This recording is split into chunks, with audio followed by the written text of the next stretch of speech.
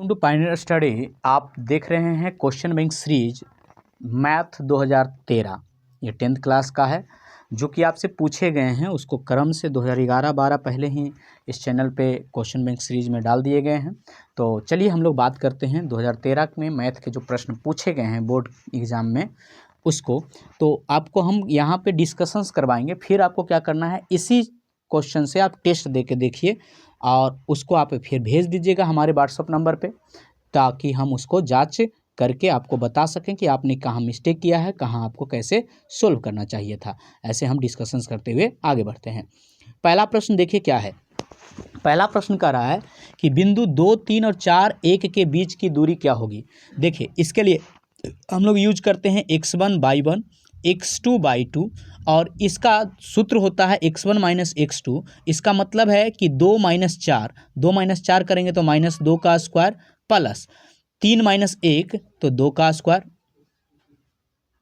2 का स्क्वायर क्या हो जाएगा, -2 का स्क्वायर 4 और 2 का स्क्वायर 4, 4 + 4 हो जाएगा 8, 8 का हो जाएगा 2√2। इसका सही जवाब होगा हमारा ए। कहता है किसी बिंदु के बाई अक्ष से दूरी उस बिंदु का क्या कहलाता है। देखिए जो बाई अक्ष से दूरी होता है वो x का मान होता है, या तो उसे भुज कहते हैं या तो x निर्देशांक कहते हैं। दो समरूप त्रिभुजों का क्षेत्रफल, मतलब भुजाओं का अनुपात इतना है तो क्षेत्रफलों का अनुपात, क्षेत्रफलों का अनुपात जो होता है भुजाओं के अनुपात का वर्ग होता है। तो 4 × 4 = 16, 9 × 9 = 81, तो 16:81, 16:81। ठीक है। नेक्स्ट आगे है √2 कौन सी संख्या है। तो √2 एक, चूंकि रूट से नहीं निकलेगा तो √2 एक कौन सी संख्या है, अपरिमेय संख्या है। नेक्स्ट क्वेश्चन कहता है दो परिमेय संख्याओं के बीच अधिकतम कितनी परिमेय संख्याएं होती है। देखिए कभी भी परिमेय संख्या पूछे, अपरिमेय संख्या पूछे तो ये सब अनंत होती है, ये आपको ध्यान रखना है। कौन रेखीय बहुपद व्यंजक है। रेखीय व्यंजक बोलते हैं जिसका घात 1 होता है। यहाँ पे पहला वाला ही दिख रहा है कि रेखीय है, चूंकि ये त्रिघात है, ये द्विघात है और ये तो बहुपद ही नहीं है। अर्धगोले का संपूर्ण पृष्ठ क्षेत्रफल आपको याद रहना चाहिए क्या होता है। संपूर्ण पृष्ठ क्षेत्रफल जो होता है वो होता है 3πr²। यहाँ पे गड़बड़ है, ये 3πr² होता है संपूर्ण पृष्ठ क्षेत्रफल। यहाँ पे क्यू दिया हुआ है, ये गड़बड़ है, इसीलिए बोल रहे हैं यहाँ स्क्वायर होना चाहिए, तब हमारा ये सही जवाब होगा। कहता है 44 मीटर परिधि वाले वृत्त की त्रिज्या क्या होगी। देखिए जो चीज़ दिया रहे उसी का फार्मूला लगा दीजिए। तो वृत्त का परिधि होता है 2πr, तो 2πr = 44 हो गया। 2π का मान 22/7 गुने r = 44, 22 दूनी 44 से 44 कट गया तो r बराबर हो गया 7। आपका सही जवाब हो गया 7। कहता है किसी द्विघात समीकरण के विवेचक का मान 0 से बड़ा होने पर दोनों मूल क्या होंगे। देखिए 0 से बड़ा होगा तो धनात्मक होगा, और धनात्मक जब विवेचक होता है तो वास्तविक और भिन्न होता है, तो इसका सही जवाब होगा ए। यहाँ पे ऐसे क्वेश्चन खूब पूछे जाते हैं। ये लिखा हुआ है sec² माइनस ये 9 tan² इसमें 9 जैसे ही कॉमन लीजिएगा तो ये बच जाएगा क्या, 9 × sec² माइनस tan² और sec² माइनस tan² 1 होता है, तो ये हो जाएगा 9 × 1 कितना, 9 हो जाएगा। sec² -1 ये अभी बात कर रहे थे, इसी फार्मूले से निकलेगा, ये निकलेगा tan² या a लिखा हुआ है तो tan² a। sin 30 का मान क्या होता है आपको पता होगा, बिल्कुल त्रिकोणमिति का पूरा फार्मूला आपको याद होगा, 1/2। किसी भी वृत्त पर कितनी स्पर्श रेखाएं खींची जा सकती है। एक वृत्त पे अनंत स्पर्श रेखाएं खींची जा सकती है। कहता है 1.34 को परिमेय संख्या के रूप में निरूपित कीजिए। देखिए 1.34 जो है इसका हम 134/100 कर देंगे और इसको काट सकते हैं तो वो काट के हम लिख देंगे, ठीक है, ये p/q के रूप में आ गया। अगला कहता है कि क्या सभी वास्तविक संख्याएं एक परिमेय संख्याएं होती है। नहीं, क्योंकि कुछ वास्तविक संख्याएं अपरिमेय होती है। अगला कहता है द्विघात समीकरण, इसका मूलों का योगफल क्या होगा। आपको पता होगा कि मूलों का योगफल यानी अल्फा + बीटा = -b/a होता है। यहाँ पे -b का मान हो गया -4 और बट्टा -3, माइनस से माइनस कट गया तो इसका सही जवाब होगा 4/3। कहता है दिए गए आंकड़ों का माध्य क्या होगा। माध्य बराबर होता है आंकड़ों का योग यानी 1 + 0 + 5/3, 5 × 1 = 6/3 मतलब होगा 2। कहता है एक निश्चित या निर्धारित घटना की प्रायिकता कितनी होती है। एक निश्चित घटना की प्रायिकता 1 होती है। ये सब आपको ध्यान रखना है। देखिए 80 से 90% क्वेश्चन जो होता है वो आपका क्वेश्चन बैंक का ही होता है, मतलब रिपीटेड होता है। तो इसलिए क्वेश्चन बैंक सीरीज आप छोड़िए नहीं, इसको बार बार देखते रहिए चलिए, और इससे आपको। अगला क्वेश्चन कहता है विरोधी समीकरण युग्म के कितने हल होते हैं। तो विरोधी समीकरण के जो हल होते हैं वो होता है एक भी नहीं, ठीक है। tan स्क्वायर 36 डिग्री बटा cot स्क्वायर 54 डिग्री का मान कितना होगा। ये दोनों एक ही चीज़ है, चूंकि 36 54 पूरक है और tan cot का पूरक होता है। ये कट के कितना आ जाएगा, एक आ जाएगा। देखिए हम यहाँ हिंट्स दे रहे हैं आपको केवल, ठीक है, पूरा का पूरा प्रोसेस नहीं बता रहे हैं, प्रोसेस हम टाइप वाइज वाले में बताए हैं। आपको जो हिंट्स मिला है इस हिंट्स की मदद से आप इस क्वेश्चन को सोल्व कीजिए, ठीक है, और उसमें स्टार्ट टाइम और एंड टाइम लिख दीजिए और हम उसको फिर आपको चेक करके देंगे। इसको आप व्हाट्सअप नंबर पे, व्हाट्सअप नंबर कितना 720 90 87 424, इस पे आप भेज सकते हैं। आगे है आपका, यदि बिंदु 6 1 8 2 9 4 P3 एक समानांतर चतुर्भुज के शीर्ष हैं, तो इसमें P का मान क्या होगा। देखिए इसके लिए हम क्या करेंगे, इसके लिए एक छोटा सा फिगर बना देते हैं, आपको बिल्कुल आसान हो जाएगा। इस तरीके से बना लिए, समानांतर चतुर्भुज है। समानांतर चतुर्भुज के दो गुण होते हैं, आमने सामने वाली भुजा बराबर होती है, तो उससे भी इसको निकाल सकते हैं, या तो इसका विकर्ण जो होता है समद्विभाजित होता है, वहाँ से भी निकाल सकते हैं। हम कहेंगे कि विकर्ण वाला ज़्यादा आसान है, उससे ही आप निकालिए, ठीक है, या तो दूरी सूत्र से भी निकाल सकते हैं। जैसे देखिए ये हो गया 6 1, ये हो गया 8 2, ये हो गया 9 4 और ये हो गया P3। एक्स वाला मामला है, तो देखिए 9 6 15, 15 बटा 2 कितना होता है, पहले ऐसे समझ लीजिए, 9 और 6 कितना हो गया 15, तो 8 में कितना जोड़ेंगे कि 15 होगा, तो 7, तो P का मान आ जाएगा 7, ठीक। तो ये आसान है, ठीक है। नेक्स्ट बात कर लेते हैं। अगला क्वेश्चन कहता है कि ABD एक समकोण त्रिभुज है जिसका ए समकोण है और ACBD को दर्शाया गया है। इसको देखिए, इसको बनाने के लिए हम ऐसा एक फिगर बना लेते हैं, ठीक है, और ABD यहाँ पे ए कौन समकोण है, पहले तो समकोण आपको बनाना चाहिए, ठीक है, क्या समकोण त्रिभुज बना लिए, बन गया ये समकोण त्रिभुज। अब यहाँ पे ए को हम समकोण के जगह पे बी रख दिए और डी रख दिए। अब AC जो है वो ऐसे है, लंब है, ACBD पर लंब है, तो ये हो गया। अब यहाँ पे आपको क्या करना है, AB स्क्वायर, तो AB भुजा को 2 बार लेना है, तो हमको क्या कर लेना चाहिए, BC गुना BD। तो आपको ये छोटा वाला त्रिभुज और ये बड़ा वाला त्रिभुज को समरूप कर देना है और AB बराबर निकाल लेना है, यह अनुपातिक हो जाएगा और उसके बाद गुना कर दीजिएगा तो ये निकल जाएगा। अगर पहले से आप क्षेत्रमिति नहीं, मतलब ज्यामिति ट्राई नहीं करते हैं तो इसको ज़्यादा रिस्क लेने की ज़रूरत नहीं है। अगला क्वेश्चन कहता है अभाज्य गुणनखंड विधि से 15 12 21 का HCF ज्ञात कीजिए। देखिए 15 का अभाज्य गुणनखंड निकालेंगे, 12 का और 21 का। 15 का हो जाएगा 3 गुने 5, इसका हो जाएगा 3 गुने 2 और 21 का हो जाएगा 3 गुने 7। जो तीनों में मिल जाता है वही HCF होता है, और जो मैक्सिमम घात वाले का गुना करते हैं वो होता है LCM, ठीक है, तो आपको ये पता होगा। आगे कहता है 140 का अभाज्य गुणनखंड के गुणनफल के रूप में व्यक्त कीजिए। देखिए अभाज्य गुणनखंड हमने इसका पहले भी बता रखे हैं कि ये 0 जो है ना, 0 के अगर कीजिएगा तो ये 2 गुने 5 निकलेगा, और 14 को कीजिएगा ना तो ये निकलेगा 2 गुने 7। ये हो गया अभाज्य गुणनखंड। आगे कहता है दो वृत्तों की त्रिज्याएं 19 और 9 सेंटीमीटर है, उस वृत्त की त्रिज्या ज्ञात कीजिए जिसकी परिधि इन दोनों वृत्तों की परिधियों के बराबर है। इसको देखिए, इसको कितना सिंपल से बना देते हैं। हम मान लेते हैं जो बनेगा वो बड़ा बनेगा, तो उसको हम 2 पाई कैपिटल R मान लेते हैं, तो उसका परिधि ये हो गया। परंतु ये जो है वो किसके बराबर है, दोनों छोटका के बराबर है, ठीक है, तो 2 पाई तो कॉमा ले लेंगे, क्योंकि 2 पाई R प्लस 2 पाई R, तो 2 पाई कॉमा ले लेंगे तो इसमें बचेगा 19 प्लस 9। 2 पाई से 2 पाई कट गया तो R बराबर क्या हो गया, 19 9 28। इसका मतलब है कि उसका परिधियों का योग के बराबर है, तो उसकी त्रिज्या, तो त्रिज्या कितना हो गया 28 हो गया। बहुत आसान था। कहता एक थैले में एक लाल गेंद है, एक नीली गेंद है, एक पीली गेंद है, 3 गेंद है, तो 3 गेंद नीचे हो गया। तभी सभी गेंद एक ही साइज के हैं। चुनमुन बिना थैले के अंदर झांके हुए एक गेंद निकालता है, इसकी क्या प्रायिकता है कि वह गेंद पीली है। चूंकि पीली इसमें एगो है तो 1 बटा कितना हो जाएगा 3 हो जाएगा, कुल मतलब उसमें संभावित घटना बटा कुल घटना।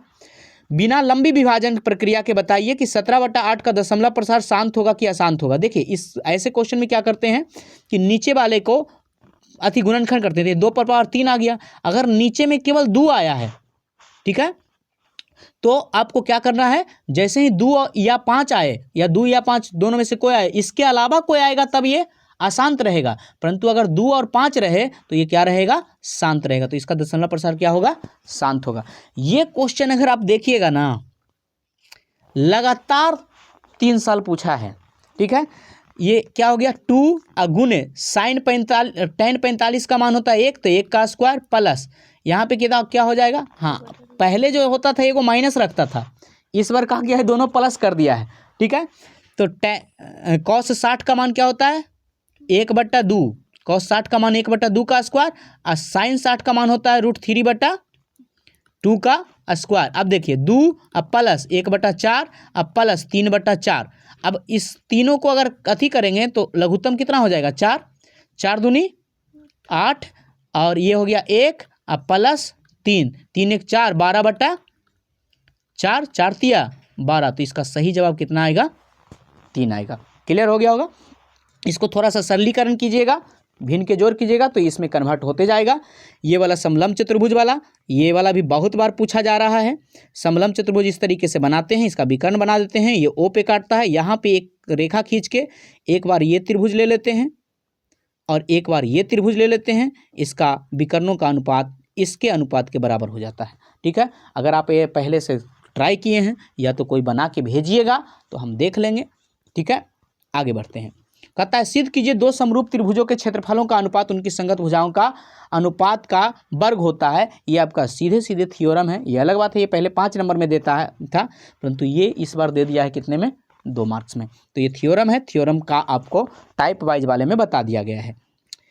एक आयताकार खेत का विकर्ण उसकी छोटी भुजा से 60 मीटर लंबा है। यदि बड़ी भुजा छोटी भुजा से 30 मीटर अधिक है तो खेत की भुजाएं ज्ञात कीजिए। देखिए आपको देखने में ये लग रहा होगा कि ये क्षेत्रमिति का क्वेश्चन है, परंतु ये समीकरण का क्वेश्चन है। देखिए क्या कहता है, एक आयताकार का विकर्ण जो है उसकी छोटी भुजा से 60 मीटर लंबा है, ठीक है। पहले यहाँ पे समझिए, छोटी भुजा को अगर x मान लिए तो विकर्ण हो जाएगा x + 60।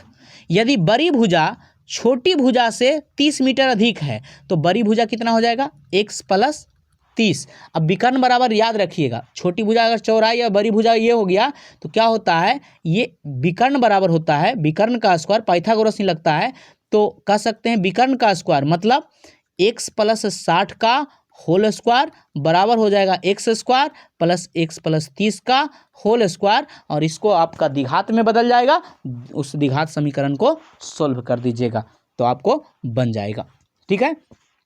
कहता एपी का 31वां पद ज्ञात कीजिए। 11वां पद दिया हुआ है कितना, 38, और 16वां पद कितना दिया हुआ है। तो देखिए इसको ऐसे बनाते हैं, इसको समीकरण में लेके जाते हैं। मान लेते हैं प्रथम पद ए है इस एपी का और सार्वंतर डी है, तो 11वां पद हो जाएगा a + 10d बराबर हो जाएगा 38, और ए को हो जाएगा a + 15d बराबर हो जाएगा 73, ठीक है।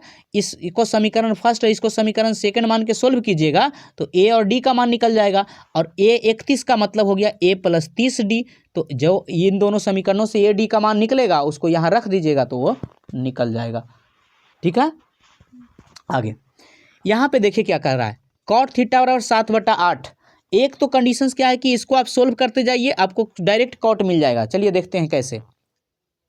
देखिए 1 + sin theta 1 - sin theta a + b × a - b बराबर होता है क्या, आपको पता होगा a² - b², तो 1 - क्या हो गया sin स्क्वायर थीटा, और 1 + cos theta into 1 - cos theta बराबर क्या हो गया 1 - cos square theta. 1 - sin square theta का मान क्या होगा, cos स्क्वायर थीटा क्या हो जाएगा cos स्क्वायर थीटा, और 1 - cos स्क्वायर थीटा क्या हो जाएगा sin स्क्वायर थीटा। cos बटा sin क्या होता है, cot होता है, तो cot का तो मान दिया हुआ है ना, तो cot स्क्वायर थीटा का मान निकालना है, तो 7/8 का होल स्क्वायर कर देंगे तो 7 × 7 = 49, 8 × 8 = 64, तो 49 बटा कितना आ जाएगा 64।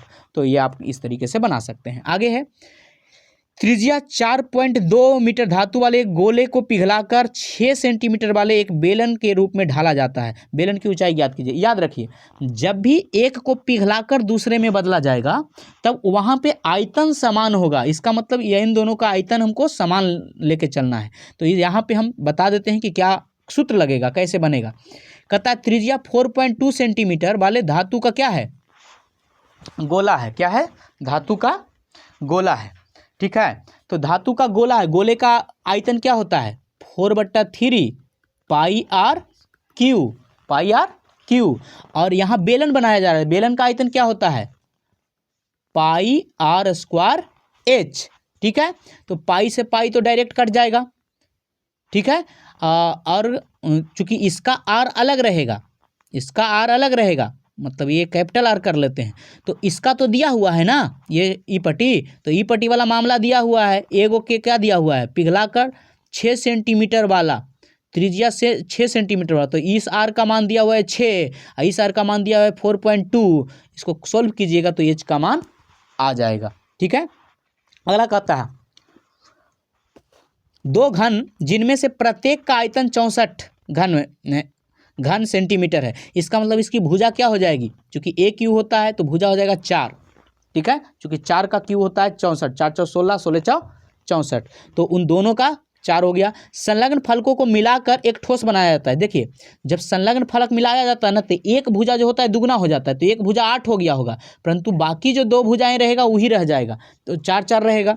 तो घनाभ का पृष्ठीय क्षेत्रफल, तो घनाभ का संपूर्ण पृष्ठीय क्षेत्रफल होता है, चूंकि घनाभ बन जाएगा, अब एक भुजा अलग हो गया ना, तो 2 into LB plus BH plus LH क्या हो जाएगा, LB plus BH plus LH, और इसी फार्मूले में आप रख दीजिएगा। यहाँ पे ये L हो गया, B हो गया, H हो गया। अगला क्वेश्चन कहता है एक स्थानीय टेलीफोन निर्देशिका 100 कूलम। यहाँ पे सीधे सीधे आते हैं, बहुलक ज्ञात करना है। तो बहुलक बराबर आपको फार्मूला याद रहना चाहिए। बहुलक बराबर क्या फार्मूला होता है आपको पता होगा, बहुलक बराबर होता है L plus F1 minus F0 बटा 2F1 minus F0 minus F2 गुना H। यहाँ पे F1 ये सब क्या है, तो बहुलक वर्ग का बारंबारता, पहले की बाद की, ये सब है। तो बहुलक वर्ग किसको कहते हैं, जो सबसे ज़्यादा होता है, तो वही बहुलक वर्ग होता है। तो ये बहुलक वर्ग हो गया ये 40 वाला, तो ये हो गया F1, इसके पीछे वाला हो गया F0, इसके आगे वाला हो गया F2, और इसका जो निम्न सीमा है वो हो गया L, और इन दोनों का अंतर अगर देखिएगा तो 3, तो ये हो गया H। अब इन सबका मान इस फार्मूले में जैसे ही रखेंगे हमको बहुलक निकल जाएगा। अगला क्वेश्चन कहता है माध्यिका ज्ञात कीजिए। देखिए, माध्यिका के लिए आपको संचयी बारंबारता पता होना चाहिए। ठीक है, संचयी बारंबारता, तो संचयी बारंबारता जोड़ जोड़ के निकलते हैं, जैसे 2 3 2 5 8 5 13 13 6 19 19 6 25 25 से 3 28 28 से 2 30, ये हो गया। अब क्या कहता है कि माध्यिका बराबर फार्मूला याद रहना चाहिए, तो क्या होता है L प्लस N बट्टा 2 माइनस F बट्टा CF गुना नहीं माइनस CF बट्टा F गुना H। अब यहाँ पे कौन कौन सा चीज़ है, N जो है कुल बारंबारता है वो 30 हो गया, ये N का मान है। ठीक है, L जो है माध्यक वर्ग के, तो 30 का आधा का ज़्यादा, तो 30 के आधा से ज़्यादा 19 हो गया, तो यही हो गया हमारा L का मान 55। ठीक है, CF क्या हो गया, तो इसके पीछे वाला CF लेते हैं, तो ये 13 हो गया CF का मान, बारंबारता ये वाला लेते हैं, मतलब माध्यिका वर्ग वाला ही, और H हो गया इन दोनों का अंतर, तो H बराबर हो गया कितना 5। सबका मान रखेंगे, हमारा आंसर आ जाएगा।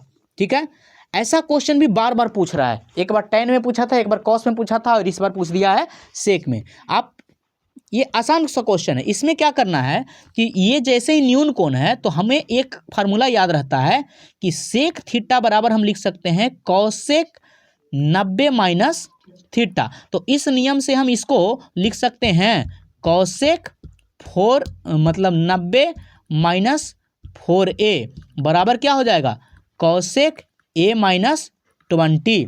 अब देखिए दोनों तरफ कॉसेक कॉसेक हो जाएगा, तो ये क्या हो जाएगा 90 माइनस 4a बराबर a माइनस 20। तो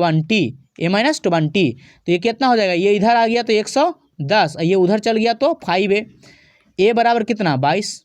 तो इस तरीके से आपका अगला कहता है उस त्रिभुज का क्षेत्रफल ज्ञात कीजिए जो इन तीनों के शीर्षों से मिलकर बना है। तो त्रिभुज का क्षेत्रफल आपको फार्मूला याद होगा, क्या फार्मूला होता है त्रिभुज का क्षेत्रफल होता है ये x1 y1 x2 y2 x3 y3 सब हो गया। अब इसका होता है 1/2, इसके लिए 1 2 3 प्रोसेस याद रखते हैं। तो x1 into y2 minus y3 plus x2 into y3 minus y2 plus क्या हो जाएगा y3 के बाद y1 रहेगा, मतलब x3 into y1 minus y2 हो जाएगा, ठीक है, y2। तो इसी फार्मूले पे रख देंगे तो आपका आ जाएगा। अगला क्वेश्चन कहता है कि ये संरेख है, बिल्कुल दम यहीं पे रखना है आपको, ठीक है, बस इसके बराबर क्या रख देना है 0, तो ये आपका k का मान निकल जाएगा, ठीक है। अगला क्वेश्चन कहता है एक समकोण त्रिभुज के में कर्ण का वर्ग शेष दो भुजाओं के वर्ग के बराबर होता है, ये पाइथागोरस है, इसको आपको टाइप वाइज में बताया गया होगा, तो वो थ्योरम है, ठीक है, थ्योरम की प्रैक्टिस आपको करनी पड़ेगी। यदि दो त्रिभुज के संगत कोण बराबर हो तो उनके संगत भुजाएं एक ही अनुपात में होते हैं, ये भी थ्योरम है, इस थ्योरम का आप प्रैक्टिस करके जाएं। कहता है ग्राफीय विधि से हल कीजिए। ग्राफीय विधि से हल करने के लिए ये दोनों के दोनों ग्राफ ही दिया हुआ है, तो ग्राफीय विधि से हल करने के लिए समीकरण फर्स्ट मानते हैं, समीकरण सेकंड बनाते हैं, दोनों से हम टेबल निकालते हैं और टेबल के बाद हम ग्राफ खींचते हैं। तो यहाँ पे ग्राफ बताना संभव नहीं है, ग्राफ हम टाइप वाइज में बताए हैं, तो आप उस चीज़ को देख सकते हैं, ठीक है। आगे बढ़ते हैं, यहाँ पे है फिर से एक रचना है, ये दोनों रचना एक ही जैसा दे दिया है, शायद नहीं एक रचना है, और ये दोनों रचनाएं बार बार पूछ रहा है, एक समरूप त्रिभुज वाला और एक वृत्त वाला। देखिए इसको क्या कहते हैं, पहले आप त्रिभुज बना लीजिए। सबसे बड़ी भुजा कौन है, ये बी वाला है, तो BC भुजा बना लीजिएगा, 6 बन गया। बी पे कोण बना दीजिए 60 का, एक चाप में 60 बन गया, 5 सेंटीमीटर AB है, ठीक है। तो आपको चूँकि ये 6 है और इसमें 5 काट लीजिए, ये बन गया ABC, ठीक है। अब आपको क्या करना है, 4/3 करना है, नीचे ओरिजिनल रहता है, ऊपर डुप्लीकेट रहता है, ठीक है। इसमें ज़्यादा कौन है 4, इसको इधर खींचेंगे, 1 2 3 4, चौथे वाले से मिला देंगे, चौथे वाले से क्या करेंगे, नहीं ऊपर डुप्लीकेट रहता है, तीसरे वाले से मिला देंगे, ओरिजिनल से मिला दिया ओरिजिनल को। अब यहाँ पे क्या करेंगे, यहाँ पे ये इतना कहीं कोण बना के ऐसे खींच देंगे, यहाँ पे जितना कोण है इतना कोण बना के ऐसे खींच देंगे, क्योंकि आप इस टाइप के बहुत सारे क्वेश्चन कर चुके हैं। बना 3 सेंटीमीटर त्रिज्या का एक वृत्त खींचिए, इसके किए किसी बढ़ाए गए व्यास के केंद्र पर 7 सेंटीमीटर की दूरी पर स्थित PQ है, तो इस दोनों PQ से स्पर्श रेखा खींचिए। देखिए कितना आसान है, परंतु ये टफ लोग समझता है। सबसे पहले तो आप क्या कर लीजिएगा, एक वृत्त खींच लीजिए, ठीक है। अब क्या करना है कि ये कितने का वृत्त खींचे हैं, 3 सेंटीमीटर वाला। अब इसी लाइन को आगे बढ़ा दीजिए और इसी लाइन को इधर से आगे बढ़ा दीजिए, बढ़ गया। अब क्या करना है आपको, कितना काटना है, 7 सेंटीमीटर, तो ई पट्टी भी 7 काट लेते हैं, ई पट्टी भी 7, मतलब यहाँ से नाप के इधर 7 काट लेते हैं, ये 7 हो गया, ये त्रिज्या 3 है, ये 7 हो गया। अब क्या करना है, चूंकि इस पे खींचना है ना, तो केंद्र और इस बिंदु से खींचना है, तो इस यहाँ पे आप पहले क्या कर लीजिए कि इसका मध्य बिंदु ज्ञात कर लीजिए, किसका, यहाँ से। तो इसका मध्य बिंदु ज्ञात करने के लिए ऊपर नीचे चाप ले लेते हैं दोनों सिरों से, और इसका मध्य बिंदु प्राप्त हो जाता है। जो मध्य बिंदु प्राप्त हो रहा है इसको त्रिज्या मान के खींचेगा ना, तो यहाँ पे ऐसा वृत्त बनेगा, ठीक है। वैसे ही यही काम इधर करिएगा, मध्य बिंदु प्राप्त करके, तो यहाँ ऐसा वृत्त बनेगा। अब ये जहाँ कटा है ना, इसको स्केल रख के ऐसे मिला दीजिए, तो यही आपका हो गया बाह्य बिंदु से, जो कि केंद्र से 7 सेंटीमीटर दूरी पर क्या हो जाएगा, स्पर्श रेखा, ठीक है। तो आशा है समझ गए होंगे। नेक्स्ट क्वेश्चन क्या कर रहा है कि एक भिन्न, देखिए भिन्न वाले प्रश्न आपको बताया गया है कि इसमें अंश मान लेते हैं, x मान लिए और हर मान लिए y, तो भिन्न हो जाता है क्या, x/y। अब क्या कहता है, एक भिन्न 1/3 हो जाती है, कब, जब उसके अंश में 1 घटाया जाता है तब, मतलब x - 1 y/y बराबर 1/3, और वह 1/4 हो जाता है कब, जब उसके हर में 8 जोड़ा जाता है, मतलब x y + 8, इसको तिरछा गुना कीजिएगा तो समीकरण में बदल जाएगा। जैसे ये हो जाएगा 3x - 3 बराबर y, और ये y को इधर ले आए तो 3x - y बराबर 3 हो जाएगा, ये प्लस में चल जाएगा, ये तिरछा गुना हो जाएगा, तो y + 8 बराबर 4x, ठीक है। इसको उधर कर दिए तो 4x - y बराबर 8। ये समीकरण फर्स्ट, समीकरण सेकेंड, दोनों का x y का मान निकाल के भिन्न निकाल लीजिएगा। अगला क्वेश्चन कहता है आंधी में एक पेड़ टूट जाता है, टूटा हुआ भाग इस प्रकार से, ये वाला भी क्वेश्चन बहुत इंपॉर्टेंट है। देखिए पहले पेड़ यहाँ तक था, ठीक है, अब यहाँ से बीच से कहीं टूट गया, तो यही वाला जो फुनगी होगा ये इधर जमीन से टकरा रहा होगा, ये वाला ही हिस्सा, इधर आके टूट के गिर गया होगा। क्या कहता है 30 डिग्री पे, ये 30 डिग्री पे है, ठीक है। 30 डिग्री पे कौन अति करता है, पेड़ के पाद बिंदु से दूरी पर जहाँ से शिखर जमीन को छूता है 8 मीटर है, मतलब ये 8 मीटर है। देखिए यहाँ पे आसान हो गया। अब आपको ये भुजा भी निकालना है, किससे, tan 30 से निकाल सकते हैं, और ये वाला भुजा निकाल सकते हैं किससे, sin 30 से मतलब cos 30 से निकाल सकते हैं, और दोनों को निकाल के दोनों को जोड़ दीजिएगा, वही पेड़ की वास्तविक ऊंचाई हो जाएगी, ठीक है। भूमि पर एक बिंदु से 20 मीटर ऊंचे भवन के शिखर पर लगी एक संचार मीनार के तल का शिखर का उन्नयन कोण, देखिए क्या कहता है, भूमि पर एक बिंदु से 20 मीटर ऊंचे भवन के शिखर पर लगी संचार मीनार। तो ये जो भवन है ये कितना मीटर का है, 20 मीटर का। संचार मीनार, भूमि के एक बिंदु से एक 20 मीटर ऊंचे भवन के शिखर पर एक संचार मीनार लगा हुआ है, तो इसके ऊपर एक मीनार है, मतलब टावर है। मीनार शिखर और तल का उन्नयन कोण 45 डिग्री, मतलब कहीं ये बिंदु है जहाँ से ये एक 45 डिग्री है, मतलब 60 डिग्री है, और ये 45 डिग्री, ये 45 हो गया और ये 60 हो गया। देखिए ये अगर 20 है तो ये भी 20 रहेगा, ठीक है, क्योंकि लंब आधार बराबर रहेगा, tan 45 का मान 1 वाला से, और ये 60 हो गया। तो इससे आप, चूँकि ये 20 निकल गया तो ये पूरा का पूरा हो जाएगा 20√3। अब देखिए आपको क्या पूछ रहा है, संचार मीनार, तो ये 20√3 में से 20 घटा देंगे तो क्या हो जाएगा, 20 कॉमा ले लेंगे, √3 - 1, यहीं आपका आंसर आ जाएगा। तो इस तरीके से आपका ये क्वेश्चन बैंक समाप्त हुआ। बने रहें पायनियर क्वेश्चन बैंक सीरीज में।